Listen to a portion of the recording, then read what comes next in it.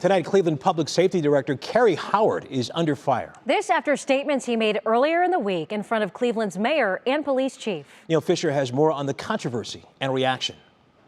Tonight, a vote of no confidence looms over Cleveland Public Safety Director Karrie Howard. There is a certain type of person who has historically applied to be police officers. This comes days after Howard spoke in front of Cleveland Mayor Justin Bibb and Police Chief Wayne Drummond about getting young men interested in the police department, saying those of Irish descent flooded public safety positions.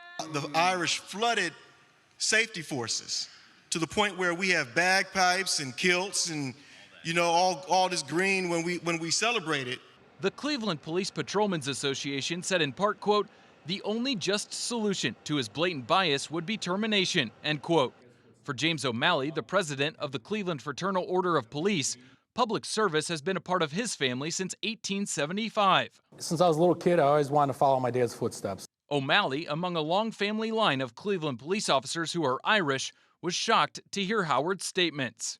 We need police officers regardless of whether they're Irish, Polish, German, regardless if they're African American or Hispanic. We need police officers. We need people that are interested in this job. Howard called O'Malley to apologize directly, but Howard's role within the city is to handle punishment within the police department, something many think he deserves. If a police officer or firefighter or EMS technician was on tape saying a comment of any way that could be, even if the intent was one thing, misinterpreted, they would end up in discipline. And they wouldn't have the opportunity to simply say, "I'm sorry," and have it go away.